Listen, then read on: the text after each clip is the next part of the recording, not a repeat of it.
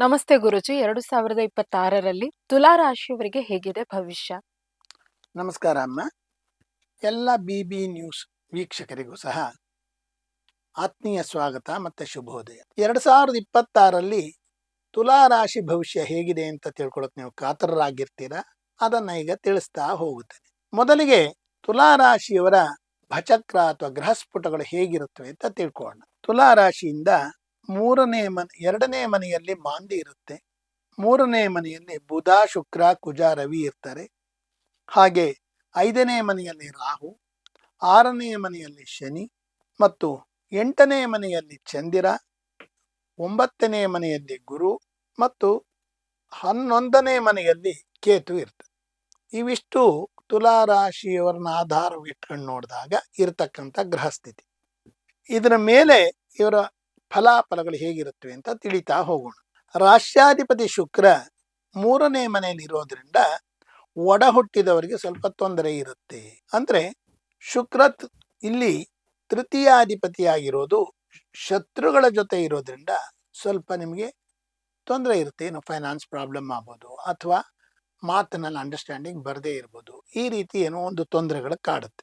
ಅಂದುಕೊಂಡ ಕೆಲಸಗಳಿಗೆ ಚಾಲನೆ ಸಿಗುತ್ತೆ. ನೀವೇನೋ ಮಾಡಬೇಕು ಅಂತಿರ್ತೀರಾ ಅಥವಾ ಇನ್ನೊಂದೇನೋ ನೋಡ್ಬೇಕು ಅಂತಿರ್ತೀರ. ಈ ಕೆಲಸಗಳೆಲ್ಲ ಆರಂಭ ಆಗುತ್ತೆ. ಸ್ಥಿರಾಸ್ತಿ ಮತ್ತು ವಾಹನ ಯೋಗ ದೊರೆಯುತ್ತದೆ. ಸ್ವಲ್ಪ ಕೆಲವರಿಗೆ ಎಷ್ಟೋ ವರ್ಷದಿಂದ ಕಾದಿರ್ತಾರೆ, ಸೈಟ್ ಸಿಕ್ಕಿರಲ್ಲ, ಇವಾಗ ದೊರೆಯುತ್ತೆ. ಅಥವಾ ವಾಹನ ತಗೋಬೇಕು ಅಂತ ಕಾಯ್ತಿರ್ತಾರೆ, ಅಥವಾ ಯಾವುದೋ ಒಂದು ಬಾಡಿಗೆದು ಓಡಿಸ್ತಿರ್ತಾರೆ, ಅದನ್ನು ಅವರೇ ಸ್ವಂತ ಮಾಡ್ಕೋಬಹುದು. ಈ ರೀತಿ ಒಂದು ಸ್ಥಿರ ಆಸ್ತಿ ಜೊತೆಗೆ ಸ್ಥಿರ ವಾಹನ ಹೊಂದುವ ಯೋಗ ಕೂಡ ನಿಮಗೆ ಬರುತ್ತೆ. ಮೂಳೆಯ ನೋವು ಅಥವಾ ಮೂತ್ರ ಸಂಬಂಧಿ ದೋಷಗಳು ಕಾಡುತ್ತವೆ. ಸ್ವಲ್ಪ ನಿಮಗೆ ಯಾವುದೇ ಮೂಳೆ ನೋವುಗಳು ಕಾಣಬಹುದು. ವಿಶೇಷವಾಗಿ ನಿಮಗೆ ಪಾದಗಳ ನೋವು, ಮಂಡಿ ನೋವು, ಬೆನ್ನು ಮೂಳೆ ನೋವುಗಳು ಕಾಣಬಹುದು. ಹಾಗೆ ಮೂತ್ರ ಸಂಬಂಧಿ ದೋಷಗಳು, ಯೂರಿನರಿ ಇನ್ಫೆಕ್ಷನ್ಸ್ ಕೆಲವರಿಗೆ ಆಗಬಹುದು. ಲಾಭಾಧಿಪತಿ ಗುರುವಿನಿಂದ ಹಣಕಾಸಿನ ಸಮಸ್ಯೆಗಳು ಪರಿಹಾರವಾಗುತ್ತದೆ. ಅಂದ್ರೆ ಸದ್ಯಕ್ಕೆ ಈಗ ಗುರು ನಿಮಗೆ ಎಲ್ಲಿದ್ದಾನೆ? 3ನೇ ಮನೆ ಮತ್ತೆ 6ನೇ ಮನೆ ಅಧಿಪತಿ ಭಾಗ್ಯದಲ್ಲಿದ್ದಾನೆ. ಹಾಗೆ ಭಾಗ್ಯದಲ್ಲಿದ್ದು ತನ್ನ ಮನೆಯನ್ನ ನೋಡ್ತಾ ಇದ್ದಾನೆ. ಹಾಗಾಗಿ ನಿಮ್ಗೆ ಹಣಕಾಸಿನ ಹರಿವಿನಲ್ಲಿ ವ್ಯತ್ಯಾಸಗಳಾಗುವುದಿಲ್ಲ. ಮುಂದಕ್ಕೆ ಏನಾಗ್ತಾನೆ?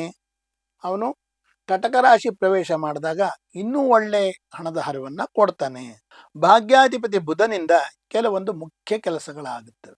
ಅಂದ್ರೆ ನಿಮಗೆ ಭಾಗ್ಯಾಧಿಪತಿ ಮತ್ತೆ ವ್ಯಯಾಧಿಪತಿ ಬುಧ ಅವನು ತೃತೀಯದಲ್ಲಿರುವುದರಿಂದ ನಿಮ್ಮ ಆಕ್ಟಿವಿಟಿ, ನಿಮ್ಮ ನಡವಳಿಕೆಗಳಿಂದ ಕೆಲಸಗಳನ್ನ ಸಾಧಿಸ್ತೀವಿ. ಮುಖ್ಯ ಕೆಲಸನ ಯಾರನ್ನ ನೋಡಬೇಕು, ಈ ಕೆಲಸ ಆಗ್ಬೇಕಾದ್ರೆ ಯಾರನ್ನ ಹಿಡಿಬೇಕು, ಹೇಗೆ ಮಾಡಬೇಕು, ಈ ಎಲ್ಲ ಆಲೋಚನೆ ದೊರೆತು ಆ ಕೆಲಸಗಳನ್ನ ಮಾಡ್ಕೊಳ್ತೀರ. ಖರ್ಚುಗಳು ಜಾಸ್ತಿ ಆಗುವ ಸಂದರ್ಭವಿದೆ. ನಿಮ್ಮ ವೈಯಕ್ತಿಕ ಖರ್ಚು ಸ್ವಲ್ಪ ಜಾಸ್ತಿ ಆಗಬಹುದು, ಸಂಸಾರದ ಖರ್ಚು ಜಾಸ್ತಿ ಆಗಬಹುದು, ಅಥವಾ ನೀವೇನೋ ಒಂದು ಕೆಲಸ ಮಾಡೋಕ್ಕೆ ಒಂದು ಬಜೆಟ್ ಇಟ್ಟಿರ್ತೀರ, ಅದಕ್ಕಿಂತ ಸ್ವಲ್ಪ ಜಾಸ್ತಿ ಆಗ್ಬೋದು. ಅದರಿಂದ ಖರ್ಚು ಜಾಸ್ತಿ ಆಗೋ ಸಂದರ್ಭ ಇರೋದ್ರಿಂದ ಖರ್ಚನ್ನ ಸ್ವಲ್ಪ ಹತೋಟಿಲಿಡಿರಿ. ವಿವಾಹ ಪ್ರಯತ್ನಗಳು ನಡೆಯುತ್ತವೆ. ಇವರಿಗೆ ಸ್ವಲ್ಪ ಯಾರೋ ಗಂಡಿದ್ದಿಗೆ ಹೆಣ್ಣು, ಹೆಣ್ಣಿದ್ದಿಗೆ ಗಂಡು ಕೇಳ್ಕೊಂಡು ಬರೋದು ಅಥವಾ ಅಪೇಕ್ಷೆ ಪಡೋದು, ಪರಸ್ಪರ ಮಾತಿನ ವಿನಿಮಯಗಳು ನಡೆಯುತ್ತೆ. 10ನೇ ಮನೆಯ ಅಧಿಪತಿ ಚಂದ್ರ 8ನೇ ಮನೆಗೆ ಬಂದಿರುವುದರಿಂದ ಮನಸ್ಸಿನಲ್ಲಿ ಒಂದು ರೀತಿ ಭಯ ಅಥವಾ ಸಂಶಯ ಕಾಡ್ಬೋದು. ಯಾರನ್ನಾರು ನೋಡಿದ್ರೆ ಇವ್ರು ಸರಿನಾ ಇಲ್ವಾ, ನೀವೇ ಡೌಟ್ ಮಾಡೋದು. ಅವ್ರು ಸರಿಯಾಗಿದ್ರು ನಿಮ್ಮಲ್ಲಿ ಒಂದು ಒಳಗಡೆ ಒಂದು ರೀತಿ ಕುತೂಹಲ ಉಂಟಾಗೋದು. ಅಥವಾ ಏನೋ ಒಂದು ಕೆಲಸ ವಹಿಸಿರ್ತಾರೆ, ಮಾಡಿರ್ತೀರಾ, ಅದು ಸರಿಯಾಗಿ ಮಾಡಿದ್ನೋ ಇಲ್ವೋ ಅಂತ ನಿಮ್ಮ ಬಗ್ಗೆ ನೀವೇ ಸಂಶಯ ಪಟ್ಕೊಳ್ಳೋದು. ಈ ರೀತಿ ಏನೋ ಒಂದು ಅವ್ಯಕ್ತ ವ್ಯತ್ಯಾಸಗಳು ನಿಮ್ಮ ಮನಸ್ಸಿನಲ್ಲಿ ಕಾಡ್ತಿರುತ್ತೆ. ಅದೇ ಹಾಗೆಯೇ ಅವನಿಂದ ಕೆಲವೊಂದು ಆಸೆಗಳನ್ನ ಈಡೇರಿಸ್ಕೋಬಹುದು. ಬಹಳ ದಿನದಿಂದ ಎಲ್ಲೋ ದೂರದ ಒಂದು ಹೋಟ್ಲಲ್ಲಿ ಊಟ ಮಾಡಬೇಕು ಅಂತಲೋ ಅಥವಾ ಯಾವುದೋ ಒಂದು ಪ್ರೇಕ್ಷಣೀಯ ಜಾಗ ನೋಡ್ಬೇಕು ಅಂತಲೋ ನಿಮ್ಮ ಮನಸ್ಸಲ್ಲಿ ಇರುತ್ತೆ ಆಸೆ, ಅಥವಾ ಏನೋ ಕೊಳ್ಳಬೇಕು ಅಂತ, ಅದನ್ನ ಈಡೇರಿಸ್ಬಿಡ್ತಾನೆ. 11ನೇ ಕೇತುವಿನಿಂದ ದೈವ ದರ್ಶನದ ಲಾಭ. ಅಂದ್ರೆ ಏನು? ದೈವ ದರ್ಶನ ಆಗುತ್ತೆ ಅಂದ್ರೆ ಯಾವುದೋ ಒಂದು ದೇವ್ರು ನೋಡ್ಕೊಂಡ್ ಬರ್ತೀರಾ ಅಂತ ಹೇಳ್ಬೋದು. ದೈವ ದರ್ಶನದ ಲಾಭ ಅಂದ್ರೆ ಏನೋ ಇರ್ತೀರಾ, ಯಾರೋ ನಿಮ್ ನೆಂಟರು ಫೋನ್ ಮಾಡ್ಬಿಟ್ಟು ನಾನು ತಿರುಪತಿಗೆ ಹೋಗ್ತಿದ್ದೀನಿ, 2 ಸೀಟ್ ಖಾಲಿ ಇದೆ ಬಾ ಅಂತ ಹೇಳ್ಬೋದು. ಆ ರೀತಿ ತಕ್ಷಣದಲ್ಲಿ ನಿಮಗೆ ದೈವ ದರ್ಶನ ಒದಗ್ಬಿಡುತ್ತೆ. ಕುಟುಂಬ ಸಮೇತರಾಗೂ ಹೋಗ್ಬೋದು. ಈ ರೀತಿ ಹೆಚ್ಚು ದೈವ ದರ್ಶನಗಳಾಗುತ್ತೆ. ಪಂಚಮದ ರಾಹುವಿನಿಂದ ಮಕ್ಕಳ ಬಗ್ಗೆ ಚಿಂತೆ ಹೆಚ್ಚುತ್ತೆ. ಮಕ್ಕಳು ಸರಿ ಓದ್ತಿದ್ದಾರೆ ಅಂತಲೋ, ಅಥವಾ ಅವ್ರ ಆಟಿಟ್ಯೂಡು ಗುಣ ನಡವಳಿಕೆಗಳು ಸರಿ ಇಲ್ಲ ಅಂತಲೋ ಏನೋ ಒಂದು ಸುದ್ದಿ ಬಂದು ನಿಮಗೆ ಸಮಸ್ಯೆ ಕಾಡ್ತಾ ಇರುತ್ತೆ. ಗರ್ಭಿಣಿಯರು ಹೆಚ್ಚು ಎಚ್ಚರ ವಹಿಸಲೇಬೇಕು. ಈ ವಾಕ್ಯನ ಸ್ವಲ್ಪ ಸ್ಟ್ರೆಸ್ ಮಾಡಿ ಹೇಳ್ತಾ ಇದ್ದೀನಿ, ವಹಿಸಲೇಬೇಕು ಅಂತ. ಯಾಕೆಂದರೆ ಗರ್ಭಿಣಿಯರು ಎತ್ತರದ ಸ್ಥಾನಗಳಿಗೆ ಹೋದಾಗ ವ್ಯತ್ಯಾಸಗಳಾಗುತ್ತೆ. ಅವರ ಗರ್ಭಕ್ಕೆ ವ್ಯತ್ಯಾಸ ಆಗುತ್ತೆ. ಬೆಟ್ಟ ಹತ್ತೋದು ಅಥವಾ ಯಾವುದೋ ಎತ್ತರದ ಮನೆ ಮೇಲೆ ಎತ್ತರಕ್ಕೆ ನಿಂತ್ಕೊಂಡು ನೋಡಕ್ಕೆ ಹೋಗೋದು, ಇಂಥ ಹವ್ಯಾಸಗಳನ್ನು ಬೆಳೆಸ್ಕೋಬೇಡಿ. ಇಂಥದ್ದನ್ನೆಲ್ಲ ಮಾಡಕ್ಕೆ ಹೋಗ್ಬೇಡಿ. ನಿಮ್ಮ ಗರ್ಭ ರಕ್ಷಣೆಗೆ, ಮಗುವಿನ ರಕ್ಷಣೆಗೆ ಸೂಕ್ತ ವಿಧಾನಗಳನ್ನು ಅನುಸರಿಸಿ.